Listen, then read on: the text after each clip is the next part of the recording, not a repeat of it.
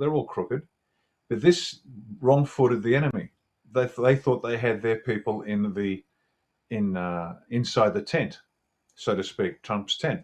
Never, not true at all. But that's there's this wonderful unifying and forcing the cabal to misstep, to trip up and think that they were okay. A bit like having Pence identified as the vice president. You know, this grub, and that gave them pause and calmed them down.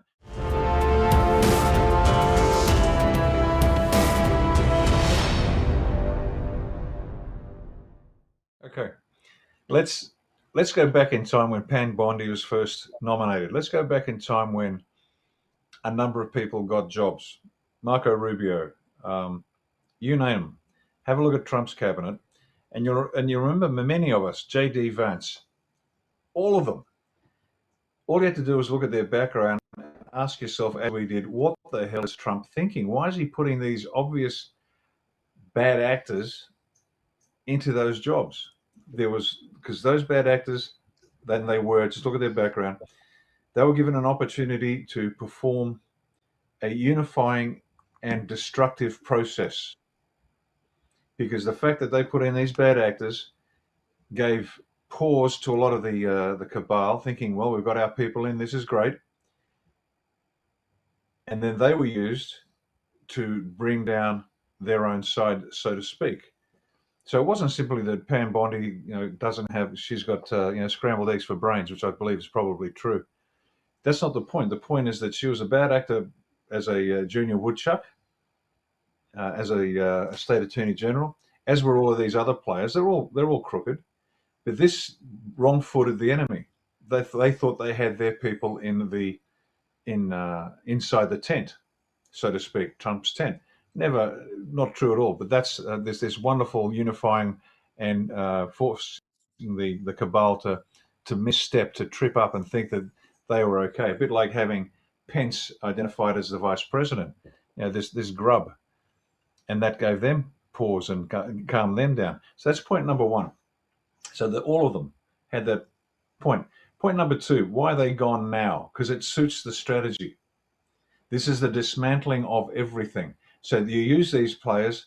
If you can turn an adversary without the other side knowing about it, as I've said once before, you're now up one, and the other side's down one. So you've got a delta of two. So every enemy you turn, it's a delta of two. Every enemy you kill, it's only a delta of one. And so by turning it. Secondly, the psychological impact on an organization when one of their own turns is devastating. It's worse than a soldier being shot and killed. Okay, the next step up is a soldier just disappearing from the front line and they can't find him. And that starts sending psychological concern through the troops. How do I know that?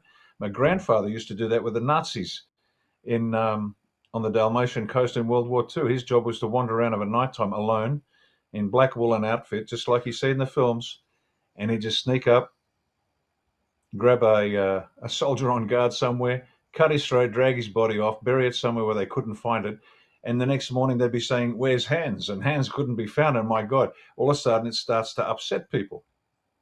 And so you got to understand that when you're taking out people, literally and metaphorically, there are ways to do it. So this is devastating to the cabal. Initially, because it gave them false hope. Secondly, they were bringing down the cabal with all their information, gun to their head. You'll do what we say when we say how you do it, and you're going to give us information as we go. Because as they capture all of these grubs, they are squeezed dry for all their information and then used. And then when it's finished, you just get rid of them.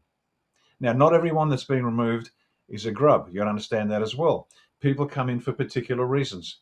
What reasons? You'd have to go through the plan in detail, because every individual is picked for various skill sets, abilities, and they all have a life expectancy in the sense of utility to the plan. Somebody comes up, they have a useful contribution, and then that contribution is no longer required and they disappear.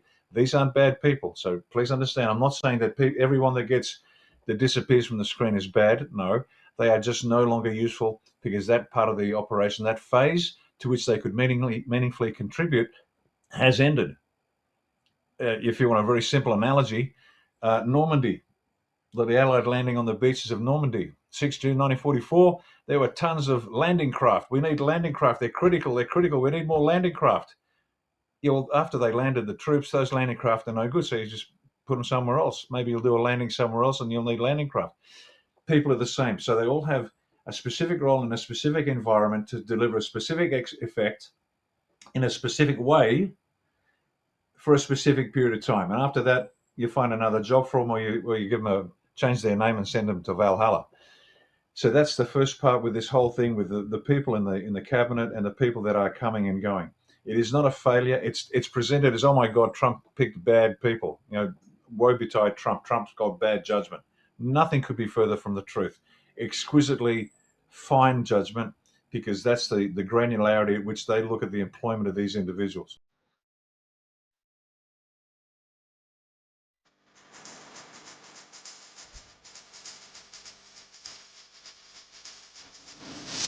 The global financial reset is underway and happening now.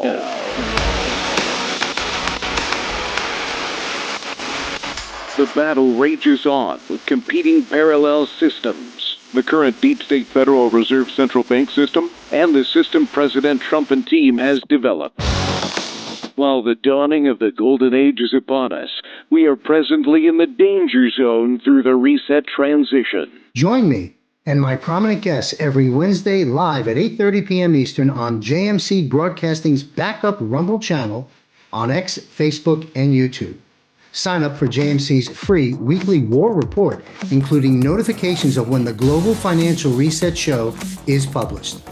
The future is bright, and it belongs to us, not to the global elite. Global Financial Reset. Only from JMC Broadcasting.